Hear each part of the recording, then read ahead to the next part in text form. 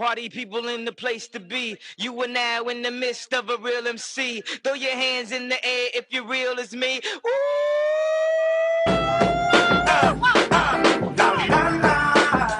Hey,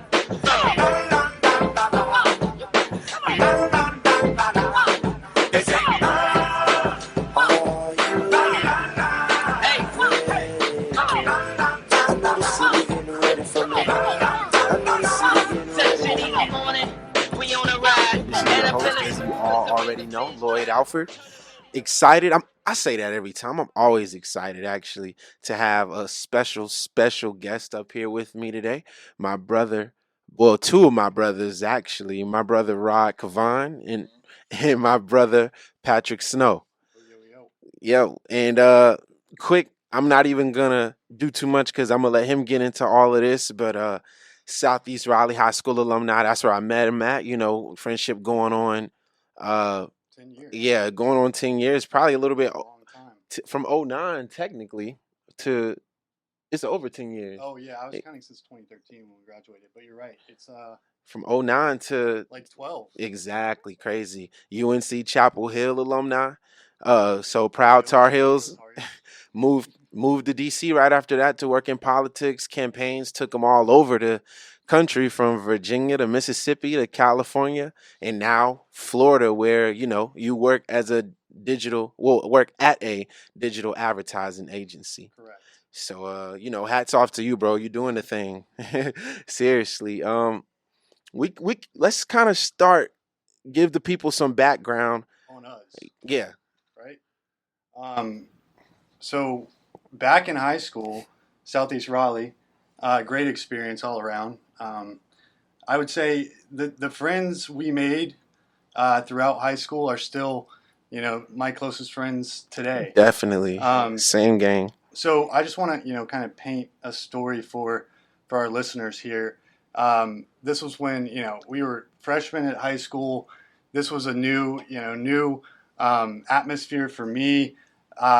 Just to give everyone some insight, I'm white, and the high school I went to was predominantly African American. Yeah. So that was something that, it was a bit of a shock. Culture shock, for me right. at first. And in my homeroom, I see this guy coming in on the first day. I can't tell you exactly what he was wearing, but chances are it was something that stood out from the crowd. Definitely not dressed like the rest of the students there. And I immediately took a notice to Lloyd Alford. Now, you really created a buzz quickly. I mean, Yeah. you stayed true to yourself. You were pushing the boundaries of style, and people were talking about it. But here's the thing: first, I didn't want to be friends with you at all. Right. Because listen, I was dating this Oh, girl my- back then, and one day, like, we were hanging out after school, and I think I like was on her phone or something, and open up the camera roll, and I see like 8 pictures of Justin standing, or Lloyd, excuse me, Lloyd Alford. I see him standing against a brick wall, like posing, this was back when the Astro Man. I did not know this story. Astro Man. He logo tells this was story on all the nature. time. And I'm just like, why are you taking pictures of this guy that already is popular, already cooler than me, and you're gonna take your phone and take pictures of him and then send it to him, So I thought Justin was trying to get at my girl. Oh my! But It's just branding, brother. turns It's out- branding. He was just flirting with everyone. But no, after we moved past that, I mean, I'm quick to forgive, and It was honestly, nothing to forgive. There was nothing to forgive. You're right. There was nothing to forgive. So once we moved past that, we were fast friends. I remember, like, the second time we hung out, you came over to my house and spent the night Yeah. with your younger brother, who was about the same age as my younger brother. Right. And it was just really natural fit. Now, I can honestly say, if I had never become friends with you, I don't think I would have become friends with Rod or everyone else in our friend group. Right. Yeah. It happens like that. So, in all honesty, I can say that a big part of who I am today was inspired by Lloyd Alford. Whether it's what sort of clothes we're wearing, what kind of music we're into, Right. what the arts. We've always had an interest in the arts. Back Right, to definitely. doing the fashion show at Southeast, and our friend group just has this general entrepreneurial mindset that I think a lot of that credit goes to you for instilling in us. Yeah, and I mean, I appreciate that first of all, bro. Iron sharpens iron. So I feel like you're right. Just the amount of time that we spend, you know what people always say, just look at your closest friend group and you Right. could kind of determine or predict where you'll be in Show me life or your where you're. friends, and I'll show it. There we go. Exactly, bro. And But that was 10 years ago. right, That was 12 years ago. right. And fast forward A lot's happened since then. exactly a little bit to now. Well, not even to now, but going through high school, it was a great experience just because I kind of realized that everybody had a role. It was bittersweet when we left. Yeah.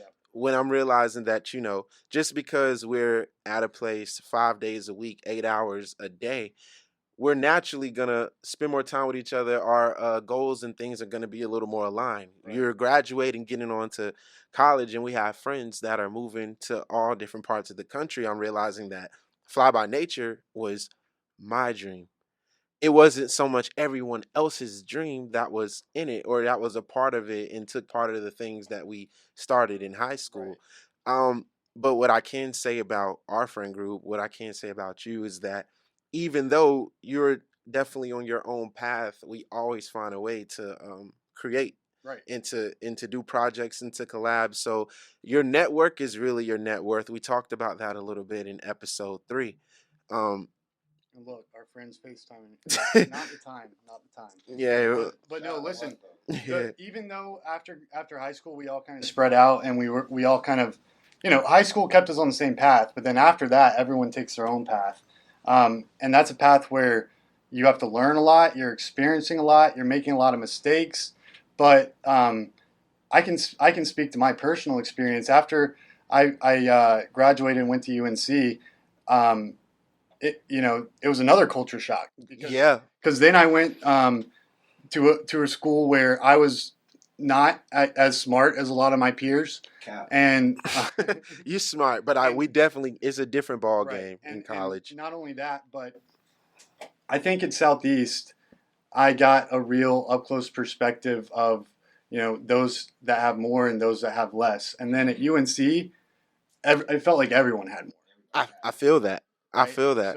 So it was another culture shock for me going to UNC, and I kind of had to adjust to that. But another thing I'll give you guys credit for, it was like the first weekend I moved in, y'all were up there with me, and just everywhere I was going, crazy times. whenever we were going out, just walking around campus, going to the dining hall, I had my guys with me, and that gave me confidence. But that also, I mean, people just could see that we were a close group, and I think it was like a magnetic pull for other people. It drew in all these other folks Right. at UNC who now not only are my friends, but they're friends with y'all too. Right. It's crazy sometime. A couple months ago, me and Rod were in DC for my sister's birthday and we hit up Jack Shannon, and Shout out Jack Shannon. Yeah, shout out Jack. And Straight out of Hickory, North Carolina. Right, and it's crazy that was a friendship that we solely met through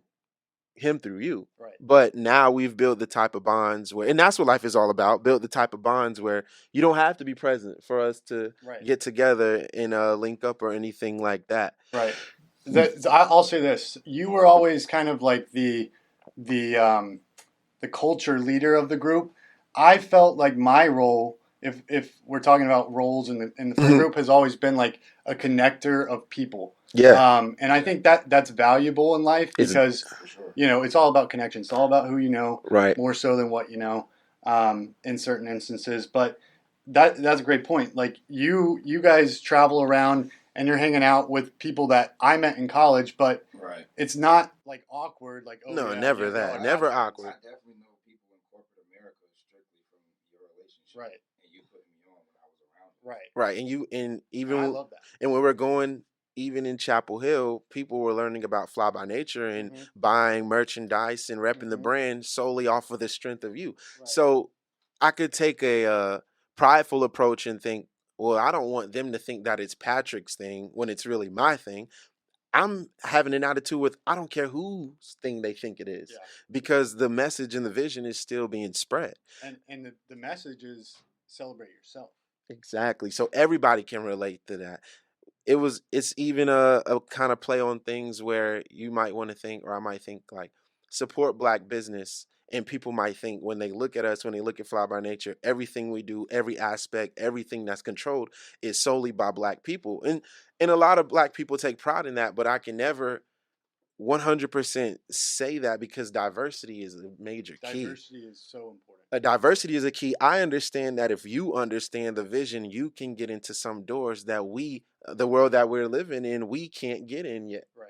And that's just the reality of it. And we try to do the same thing. Real quick, however real we quick. can. I just want to say this. My theory of, easing racial tensions and then ultimately eradicating racism as a whole is, and I know I've told you this before, it's diversity at a young age. Definitely. I went to Poe Elementary, then Moore Square, and then Southeast. But all three of those schools are magnet schools in Raleigh, North Carolina. And for those of you, if you're not from Raleigh, I think they have them in Charlotte. But anyway, magnet schools, they attempt to diversify inner city schools by bringing in kids. Like I grew up in Knightdale, Right. which is east of Raleigh, out in the country. Far from Moore Square. Far from Moore Square. I was driving like 20, 30 minutes to school every day. But my peers, my classroom was a mix. We had white people, we had black people, we had Asian Right. people of Asian descent. An ultimate melting pot. Right. And that, I know the cliche, like, oh, I don't see color, and it's kind of BS. But It's there. at a young age, you Right. really don't. Right. You don't even understand the concept, the social construct of race. Right. It's just about you're all kids. Right. And you're getting along and you're having a great time. So that's a tangent. But anyway, back to what you were saying. Yeah, and just tying all this into, teamwork and entrepreneurship, how was it, I have to ask you, how was it working in going from being in a group and feeling like, how you said that I was the cultural leader, to you becoming a campaign leader in San Clemente, California? Yeah, I mean that was Yeah, it was a big speak jump. on that a Big little jump. bit, bro. That Well, right. I was fortunate enough to have good mentors. That's a key. Yeah, When definitely. you're early on in your career, finding good mentors who will go to bat for you. Speak positively on your qualifications, and that's really how I got the leadership position on the campaign in California. But my philosophy on leadership is you have to leaders that just direct and tell you what to do, bark orders, for lack of a better way to put it. They are not the best kind of leaders. Right. That doesn't mean you can't be successful, but my philosophy on leadership is you got to get your hands dirty. You got to be. They have to see you do. Right. So in politics, the simplest form of campaigning, I'm sure we're all familiar with this, but it's like making phone calls, knocking on doors, face to face, talking to voters. I did that for like 3 years. Right. And I kind of viewed that as like I did my time, because a lot of it sucks, to be honest. People slam the door in your face. Yeah. People cuss you out. Yeah. But you had to really pay your dues, though. Right. So I did that for 3 years, and it was tough. But once I made it to that leadership position, I still got out there and still did the same things. Right. With the That's people a major that we were key. paying, some of them were unpaid interns, not being paid a dime. Right. But I was right there beside them. So I feel like that is a good way to inspire the people that you're leading by showing them that you're not too good to do what they're doing. Definitely. Well said. But I'm glad you brought that up, because I don't want this interview to seem like I've got it all figured out, because I absolutely don't. Right. In the 12, 13 years that have passed since we graduated high school, this goes for me. I'm sure it goes for you too. I've learned a whole lot. I've experienced a lot, achieved a lot, but at the same time, I made a hell of a lot of mistakes. Right, definitely. And a lot of things that, you can't go back and change the past, but I always will regret the decisions that I made, just because, hindsight's 20/20, but clearly, like, the outcome would have been better if I'd made a different decision. So I thought what we could do was spend some time just talking about these lessons that we've learned as young men. Now, it's important to say that these lessons don't only apply to men, but as a young man, That's what you have to speak on. You mature slower than women, and you're more susceptible to, well, I don't want to say more susceptible, but you're more prone to making, stupid mistakes. Well, we can only speak on experiences from young men because that's what we are. Right. And however, I do think these lessons they could apply to any adult on planet Earth. Right, definitely. So what's one of the first lessons that you really learned? Yeah, just through your journey. I took the time and I kind of tried to separate this into 3 main lessons. That doesn't mean that it's exhaustive. It's including but not limited to. Now the first lesson is this is a big one, but I still struggle with it every single day. You have to learn how to suppress the urge for immediate gratification. And immediate. Why don't that's you? A big one. What does immediate gratification mean to you? It's we're living in a microwave society. We feel like we have to have something now, and if it doesn't happen now, then it's either not gonna happen or it's not gonna work. I see plenty of people. I fell victim to this too, not seeing a project through just because it wasn't happening in the time that I feel like it should have. Right.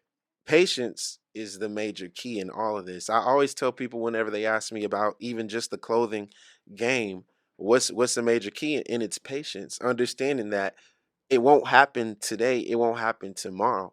On average, it takes a small business 3 years to start a profit. Right. So immediate gratification is something that you have to learn, and it comes with discipline. Yep. And mistakes that I've made in school. Well, I think it's important to talk about some examples of times in our lives that we've fallen victim to immediate gratification. Some things that I can say have personally happened to me. Yeah, I'm listening. listening. Money on new clothes instead of saving money. Like, if we could go back and add up all the money we spent on I don't stuff, want to think about it. I mean, it's like thousands. It's thousands. It's bands, thousands of dollars. That's a perfect example. In college, I did this way too much, and I learned my lesson quickly. You can ask my parents about that. Partying and staying up late instead of studying and getting a good night's sleep. I thought the immediate gratification is the party. Immediate gratification is the party, and it's fun in the moment. Right. We can all enjoy a good party, but you have to run the cost-benefit analysis of, does partying make sense for me right now when I've got 5 other urgent things that need my attention? Should I go out and party? Right. Now, if you finish all your work and you've studied for your exam and you've got an A in the class, go have a good time. Right, exactly. But you really have to think about the long term, because you're going to have fun that night, but then when you take the test a couple days later and you walk out feeling like you didn't know a single answer and you get that grade back later, you're going to feel sick. Right, definitely. You're going to feel sicker than you felt after a night of partying. Yeah, and I will say about our friend group that I can respect is the older we get, the more I see us and I observe us all understanding that immediate gratification, because we're hanging out less and less often, and that's simply because we're making decisions now that will more so benefit our later than our right now. Now, and that doesn't, and I don't want to only give examples of college years. There's plenty of it's happening today, like acting on lust and being unfaithful in a relationship instead of remaining faithful with the intent of developing a long-term healthy relationship. That's something that men and women struggle with. A lot of people have made. Yeah. And I can say I've made that mistake personally, and that it not only hurts yourself, because you're not respecting yourself when you do that, and you're going to feel guilty and you're going to feel awful, but you're hurting someone else, which is even worse. Right. In college, I spent so much time doing things for women. And when I think about that, it's not to say that I was spending so much money. Well, when that can be a part of it, but doing things solely for the attention of females when I could be diverting that energy into something more productive. Exactly. Now that doesn't mean that you can't be attracted to other people. Absolutely, that's natural. That's part of being human. But you're right. If you spend all your It's time all and over the energy place. on trying to, what's the bird? It's like the peacock has the big feathers that they use. Right. If you're too worried about your feathers all the time, Right. you're not going to be worried about the most Anything important else. things. Anything Right. else. Right. That's what we call getting lost in the sauce. Right. Yeah, exactly. So, I mean, and then the last thing I wrote down here, your faith can be an example of falling victim to immediate gratification. If instead of going to church on Sunday and developing a stronger faith and a closer relationship to God, That's a you big might want to one. wake up and sit on the couch and watch football. That's a big one. Right. That's a big one. I think that, That's transparent. right. And I think that when it's important to have a group of people that you bond with and that y'all can talk about like-minded ideas, but it's also important to have that time alone. Right. Because I feel like once I went to A&T and I was the only one out of our friend group that left and went to Greensboro, that's when my faith really strengthened. Yeah. Because I was by myself Yeah. more so than not. And I learned how much I really knew and saw how much I was really raised. But I'm just going back to agree with what you're saying. No, but you do raise a good point, and that is you're going to grow the fastest, and you're going to have the most profound growth when you're alone. Right. Sometimes, like when I was in Mississippi, I didn't know a soul. Exactly. You probably grew the most out there, right, to be completely absolutely. honest. I went back home to a little studio apartment every night by myself, and it was lonely. Yeah.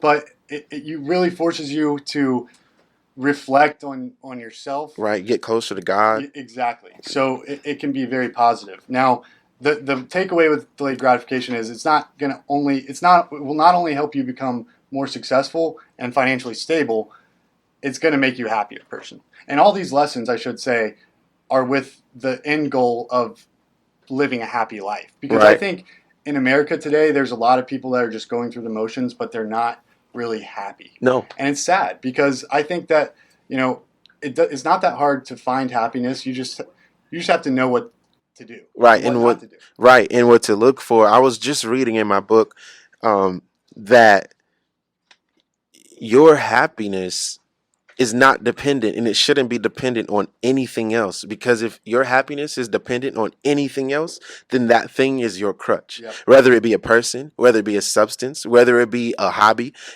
If you base your happiness on that, that's where so many of us get stuck and we don't see it for what it is. Yep. Even if you're in a relationship and you say that person makes me happy, it really should be that person makes me happier, because I'm already happy with myself. You shouldn't even come into a relationship if you're not happy with who you already are, because you're not bringing anything but that energy with you into that. Exactly. And, okay, so that's number one, is suppress immediate gratification. Number two, this is a big one. It may seem a little obvious, but it's important. Commit to honesty in all of your personal relationships, whether it's your significant other, whether it's business, your family, whether it's professional. Right. You have to be honest. The saying, the truth will always come to light. Right. That one is very true, and it's one of the hardest lessons I've learned. Right. I'll be transparent as a entrepreneur, being black, having a black owned business.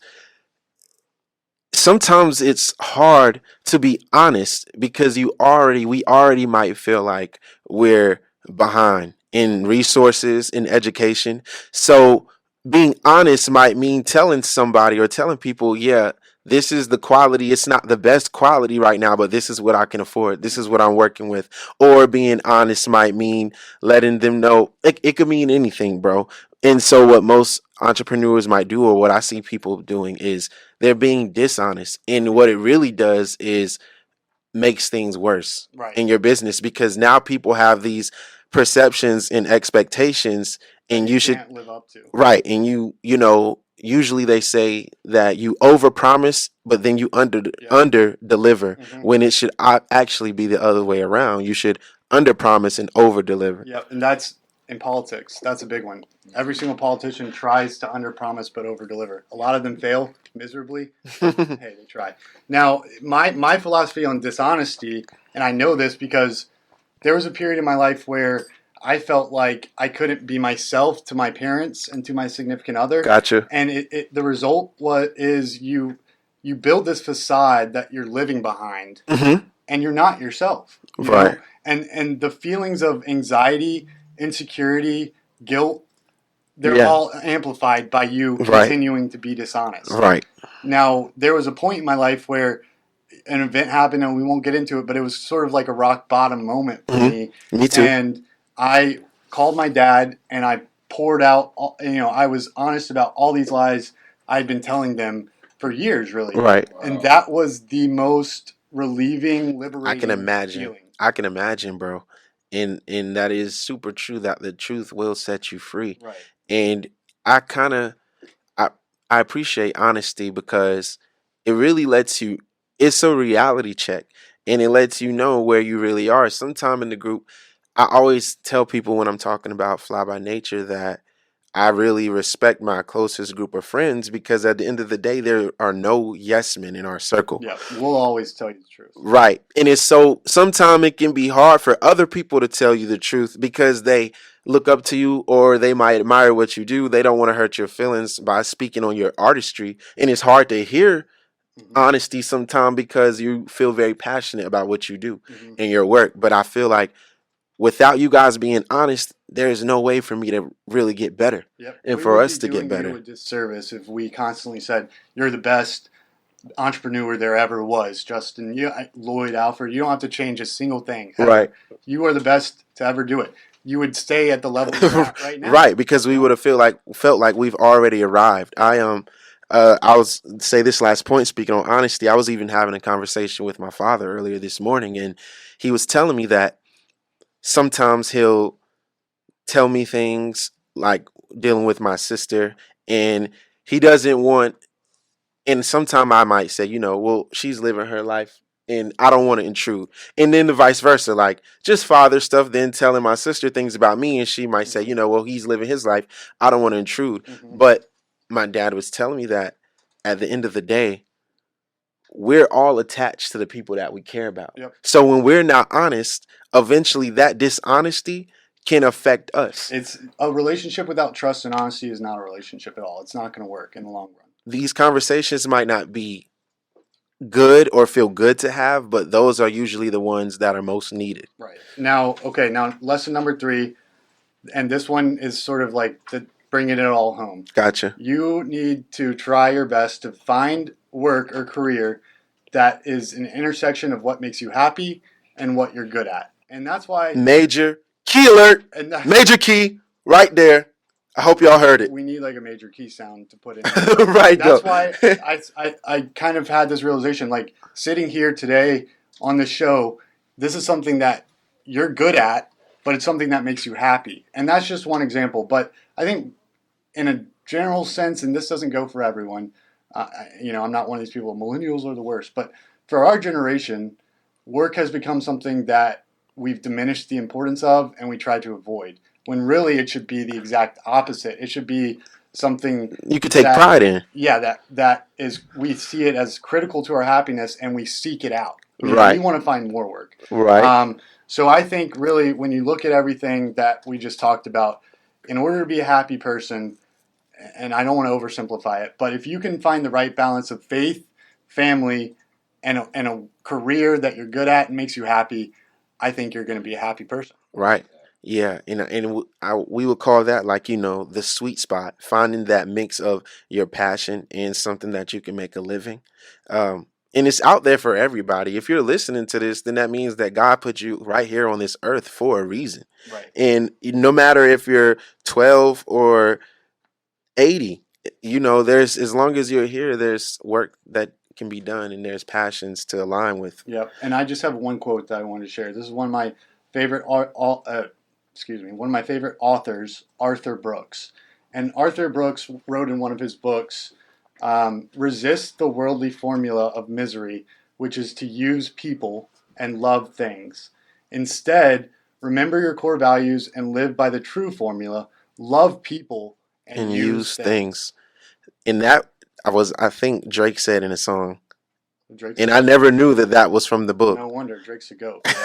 Right, and I appreciate you coming down on this show, Pat. You know how we do. Appreciate you, Rod. Absolutely. We got another episode, and we'll catch you guys here same time next. Subscribe, Like and subscribe, Lloyd Alford Radio YouTube channel.